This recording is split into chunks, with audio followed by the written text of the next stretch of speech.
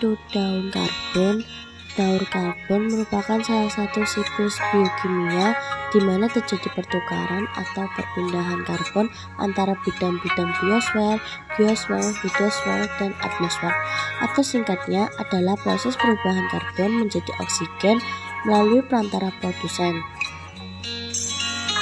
Berikut saya akan menjelaskan bagaimana daun karbon itu terjadi di atmosfer. Kurang lebih terdapat 0,03% karbon dioksida. Karbon dioksida tersebut berasal dari aktivitas industri, erupsi gunung, ventilasi makhluk hidup, hutan-hutan yang terbakar, dan lain-lain.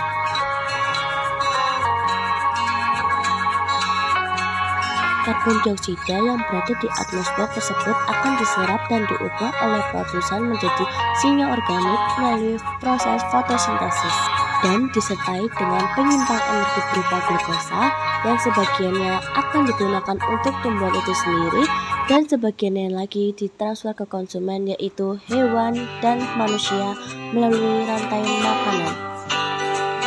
Respirasi dilakukan oleh makhluk hidup akan membebaskan senyawa karbon kembali ke atmosfer yang nantinya akan diserap kembali oleh produsen. Bila makhluk hidup produsen atau konsumen mati, bahan organik di dalam tubuhnya akan diurai oleh dekomposer yang akan membebaskan senyawa karbon kembali ke udara yang nantinya akan diserap kembali oleh produsen.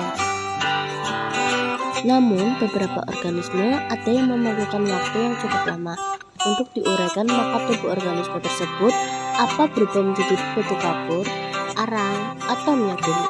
Inilah yang disebut dengan bahan bakar fosil, yang nantinya akan digunakan untuk kebutuhan industri dan proses pembakarannya akan membebaskan karbon kembali ke udara dan nantinya akan diserap kembali oleh produsen. Di dalam air, karbon dioksida akan bereaksi dengan air membentuk asam karbonat. Asam karbonat kemudian bereaksi dengan batu kapur untuk membentuk ion-ion dikarbonat dan karbonat. Hewan-hewan berjangkau membentuk cangkangnya menggunakan kalsium dan karbon dioksida terlarut di dalam air. Jika hewan tersebut mati, maka cairan tersebut akan hancur dan membebaskan karbon dioksida yang akan diserap kembali oleh produsen. Semua hal tersebut akan terulang-ulang selama ekosistem tidak terganggu. Begitulah pengertian dari proses daun karbon terjadi. Assalamualaikum warahmatullahi wabarakatuh. Perkenalkan, nama saya Anissa Septiani Ramadhani dari absen 6 kelas 10 4. Di sini saya ingin menjelaskan tahapan-tahapan daur sulfur. Selamat menonton. Daur sulfur atau belerang adalah salah satu bentuk daur biokimia. Pengertian dan definisi lain dari daur belerang atau sulfur yaitu perubahan sulfur dari hidrogen sulfida menjadi sulfur dioksida, lalu menjadi sulfat, dan kembali menjadi hidrogen sulfida. Simak tahapan daur sulfur berikut ini. 1. Pelapukan batuan melepaskan belerang yang terjadi dalam proses degradasi protein melepaskan asam amino yang mengandung belerang. 2. Sulfur bersentuhan dengan udara dan diubah menjadi sulfat. 3. Sulfat diambil oleh tanaman dan mikroba dan diubah menjadi bentuk organik. 4. Organik belerang dikonsumsi oleh hewan melalui makanan mereka. 5. Ketika hewan mati, beberapa belerang dilepaskan oleh dekomposisi, sementara beberapa masuk ke jaringan mikroba. 6.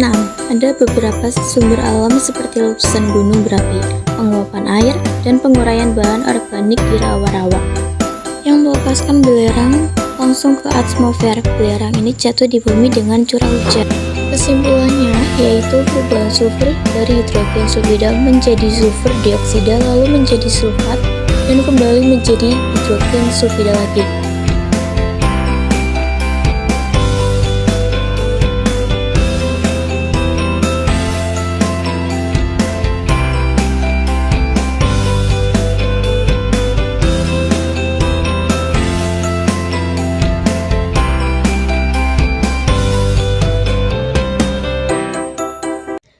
Assalamualaikum warahmatullahi wabarakatuh. Perkenalkan, nama saya Atika Ayuni Rizkia dari kelas 10 4. Di sini saya akan menjelaskan tentang proses dari daur oksigen.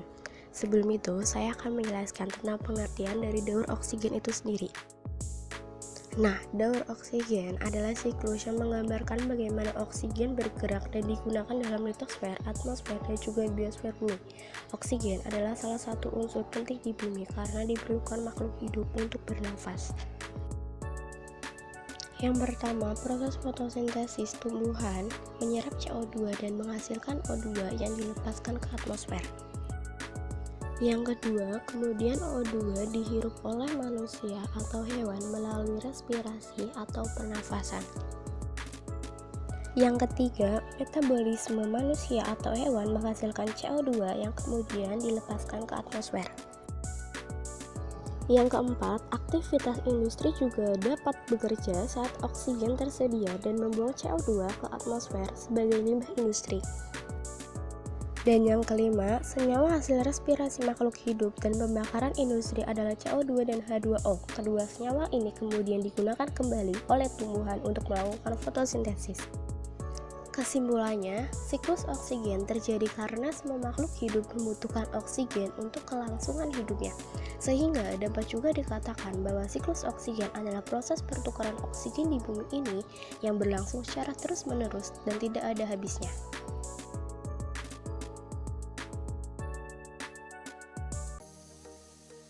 Assalamualaikum warahmatullahi wabarakatuh. Perkenalkan, nama saya Wisnu Syafiq Rusidan, kelas 10 4, nomor absen 33. Daur nitrogen. Daur nitrogen adalah suatu proses konversi senyawa yang mengandung unsur nitrogen menjadi berbagai macam bentuk kimiawi yang lain. Transformasi ini dapat terjadi secara biologis maupun non-biologis. Beberapa proses penting pada siklus nitrogen antara lain fiksasi nitrogen, mineralisasi, nitrifikasi, denitrifikasi. Proses daur nitrogen dimulai dari pengikatan atau fiksasi nitrogen bebas dari atmosfer oleh bakteri penambat nitrogen, misalnya Azotobacter, Clostridium, dan Rhizobium, yang bersimbiosis dengan akar tumbuh polong-polongan serta ganggangan Anabaena dan Nostoc yang bersimbiosis dengan paku air Azolephyllata. Selanjutnya, nitrogen diubah oleh produsen menjadi protein dan masuk ke tubuh konsumen melalui rantai makanan.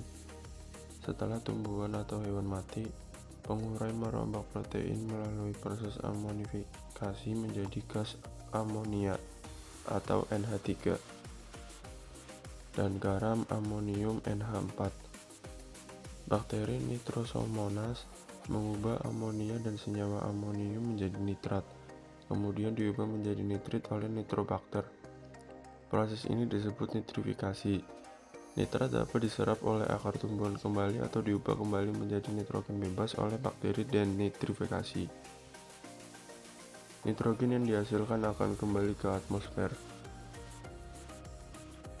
Kesimpulan, proses daur nitrogen tahap ini terjadi ketika nitrogen yang ada di dalam bahan organik dilepaskan tanaman atau hewan yang telah mati.